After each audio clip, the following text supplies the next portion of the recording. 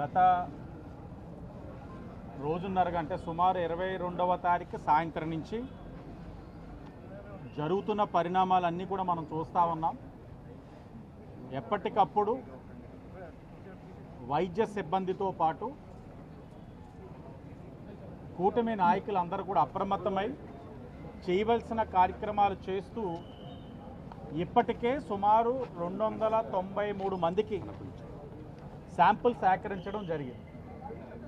22వ తారీఖు సాయంత్రం తెలిసిన వెంటనే కారకులు అయిన గణేష్ని వెంటనే పోలీసు వారు అధీనంలో తీసుకొని రాత్రికి రాత్రే ఇళ్ళలన్నింటినీ కూడా సుమారు 110 కుటుంబాలు ఐడెంటిఫై చేసి 293 మందికి శాంపిల్స్ తీసుకోగా అందులో 241 మందికి ఏ విధమైన ఇబ్బంది లేదని రిపోర్ట్స్ కూడా రావడం జరిగింది. ఇంకా 50 మందికి ఇంకొక 2-3 గంటలు అవి కూడా రావడం జరుగుతుంది. దురదృష్టమైన సంఘటన. ఇప్పుడే గౌరవ ఎంపీ గారు చెప్పినట్లుగా కారణం ఏంటన్నది కూడా చెప్పడం జరిగింది. తెలిసి చేశాడా తెలియక చేశాడా అన్నది పక్కన పెడితే ఇబ్బంది అయితే కలిగింది.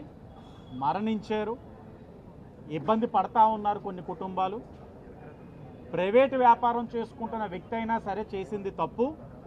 ప్రభుత్వం బాధ్యత తీసుకొని ఎక్స్గ్రేషా ఇవ్వడంతో పాటు ఆ కుటుంబం ఒక వైద్యపరమైన ఇబ్బందులన్నింటినీ వాళ్ళకి ఖర్చు పెట్టే ప్రతిదీ రూపాయి కూడా ప్రభుత్వమే బాధ్యత తీసుకుంటుంది.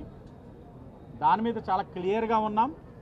రిపోర్ట్స్ ఇంకా రావాల్సినవి ఉన్నాయి, సాయంత్రానికి వస్తాయని ఆశిస్తాను. వచ్చిన తర్వాత ఒక లాజికల్ కంక్లూషన్ తీసుకొని భవిష్యత్తులో మరలా ఎలాంటి, ఎందుకంటే ఇతను చేస్తున్న వ్యక్తి ఎవరైతే గణేష్ వ్యాపారం ఈ సంవత్సరం 2 సంవత్సరాలుగా చేస్తుంది కాదు, గత ప్రభుత్వంలో కూడా చేశాడు, అంత ముందుకు చేశాడు. ఈరోజు తప్పు జరిగింది, రేపు ఇంకా పునరావృతం కాకుండా ఏం చర్యలు తీసుకోవాలి?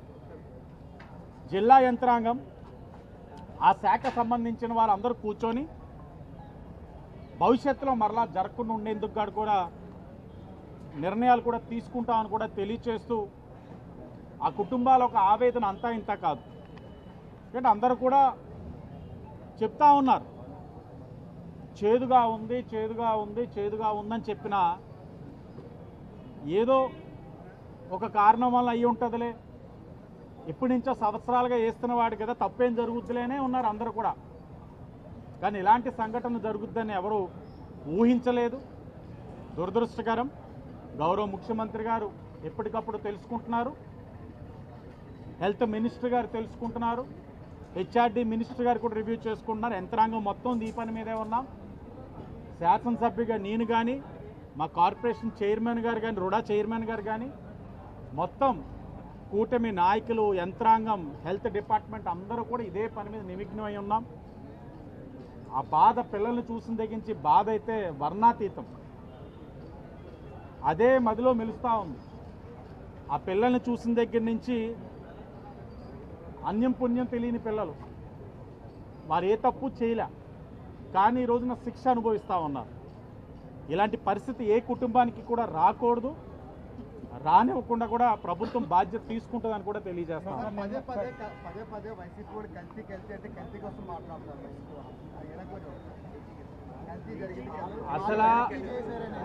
అసలు వైసీపీ వాళ్ళు మనుషులా లేకపోతే పశువులా కూడా నాకు అర్థం కావట్లా. కల్తీ గురించి మాట్లాడే అర్హత వాళ్ళకి ఎక్కడుంది? మద్యం కల్తీ వాళ్ళ నాయకులే చేశారు, ప్రాణాలు ఎంతోమంది కోల్పోయారు. తిరుపతి లడ్డూ విషయంలో కూడా చూడండి, వాళ్ళ నాయకులే ఉన్నారు. వైవి సుబ్బారెడ్డి గారు పిఏ అకౌంట్లో పడ్డది, వాళ్ళే చేశారు.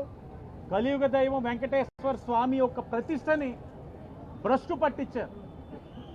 ఈరోజు ఈ జరిగిన కార్యక్రమం ఒక ప్రైవేటు వ్యాపారవేత్త, ఏ పార్టీకి సంబంధం లేని వ్యక్తి, అలాంటి జరిగిన కార్యక్రమానికి మీరు ఎందుకు ఇలా కల్తీ అని ప్రభుత్వానికి ఆపాదిస్తున్నారు? అసలు మాట్లాడే అర్హతే లేదు వైసీపీ వాళ్ళకి. నిజంగా మనుషులైతే రెయిన్బో హాస్పిటల్కి వెళ్ళి పిల్లల్ని చూస్తే, ఆ పిల్లలు ఉన్న పరిస్థితి చూస్తే ఇలాంటి రాజకీయాలు మాట్లాడరు.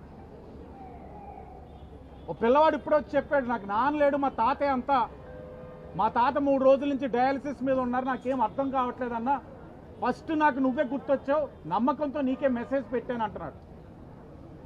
దీన్ని రాజకీయంగా మాట్లాడడం ఏంటి? ఓపుకుంటే లాస్ట్ గవర్నమెంట్లో కూడా వ్యాపారం చేశాడు, అప్పుడు జరగలేదు, ఇప్పుడు జరిగింది. రేపు ఏ ప్రభుత్వం తప్పు జరగకుండా ఏం చేయాలో చెప్పమానండి. అంతేగాని మందమేసుకొని వచ్చి ఇక్కడ రాజకీయం చేసేస్తారంటే ప్రజలు ఉమ్మేస్తారు వాళ్ళ మొహాల మీద.